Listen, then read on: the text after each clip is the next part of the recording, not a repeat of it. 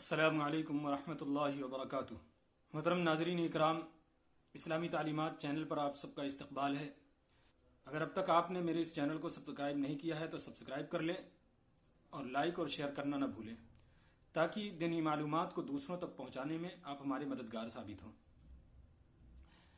الحمدللہ رب العالمین والصلاة والسلام علی سید الانبیاء والمرسلین محمد وعلی آلہ واصحابہ اجمعین، اما بعد۔ ناظرین اکرام، آج کا جو ٹاپک ہے وہ وضو سے متعلق ہے کہ ہمیں وضو کس طریقے سے کرنا چاہیے اور کون سی چیزیں وضو میں فرض ہیں۔ اللہ رب العزت کا قرآن کریم میں ارشاد ہے، یا ایہا الذین آمنوا اذا قمتم الى الصلاة فاغسلوا وجوہکم وایدیکم الى المرافق وامسحوا برؤوسکم وارجلکم الى الکعبین۔ اللہ رب العزت نے ارشاد فرمایا کہ اے ایمان والو، جب تم نماز کا ارادہ کرو، فاغسلوا وجوہکم تو اپنے چہروں کو دھل لیا کرو، وایدیکم الی المرافق اور اپنے ہاتھوں کو کوہنیے سمیت دھل لیا کرو، وامسحوا برؤوسکم اور اپنے سر کا مسح کر لیا کرو، وارجلکم الی الکعبین اور اپنے دونوں پیروں کو ٹخنوں سمیت دھل لیا کرو۔ وضو کے وہ 4 فرائض ہیں جن کا تذکرہ اللہ رب العزت نے اپنے پاک کلام قرآن کریم میں فرمایا ہے۔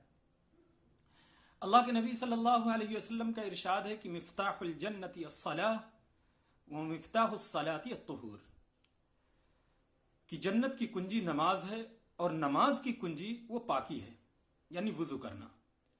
بغیر وضو کے نماز درست نہیں۔ وضو میں 4 فرض ہیں، 4 چیزیں فرض ہیں۔ فرض کا مطلب یہ ہوتا ہے کہ ان کو ہر حال میں مکمل ہونا ہے، ان میں ذرہ برابر بھی اگر کمی رہ گئی تو پھر وہ چیز مکمل نہیں ہو سکتی، وہ چیز اللہ کے نزدیک قابل قبول نہیں ہو سکتی۔ وضو میں اللہ رب العزت نے 4 چیزیں ہم پر فرض فرمائی ہیں۔ ایک تو یہ فغسلوا وجوہکم، کہ تم اپنے چہروں کو دھل لیا کرو، یعنی پیشانی کے اس جگہ کے بالوں سے لے کر کے چوڑی کے نیچے تک اور کان کی اس لو سے لے کر کے دوسرے کان کی اس لو تک پورے چہرے کو ایک مرتبہ دھلنا، یہ فرض ہے۔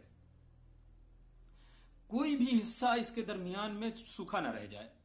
دوسرا فرض فرمایا وَأَيْدِيَكُمْ إِلَى الْمَرَافِقِ، تم اپنے دونوں ہاتھوں کو کوہنیوں سمیت دھل لیا کرو، یعنی کوہنی کی جو ہڈی ہے وہاں تک ہاتھ کو پورے طور پر دھل لو۔ ایک مرتبہ پورے ہاتھ کو کوہنیوں سمیت دھلنا یہ فرض ہے، دونوں ہاتھوں کو۔ اس کے بعد فرمایا وَامْسَحُوا بِرُؤُوسِكُمْ، اور پھر اپنے چوتھائی سر کا مسح کر لو۔ چوتھائی سر کا مسح کرنا فرض ہے۔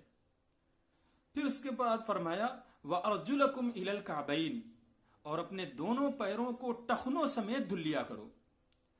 ٹخنوں سمیت دونوں پیروں کا ایک مرتبہ دھلنا یہ فرض ہے۔ اگر ان فرائض میں سے کوئی چیز چھوٹی رہ گئی یا ذرہ برابر بھی ان میں کمی رہ گئی تو پھر وضو مکمل نہیں ہو سکتا۔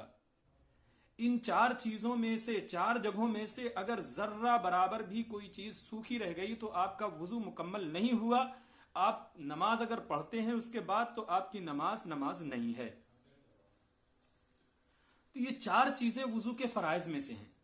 نمبر 1، چہرے کو پورے چہرے کو پیشانی کے بالوں سے ٹھوڑی کے نیچے تک، ایک کان کی لو سے دوسرے کان کی لو تک اس پورے چہرے کو دھلنا، اور پھر اس کے بعد دونوں ہاتھوں کو کوہنیوں سمیت دھلنا، پھر اس کے بعد چوتھائی سر کا مسح کرنا، اور پھر اس کے بعد دونوں پیروں کا دھلنا۔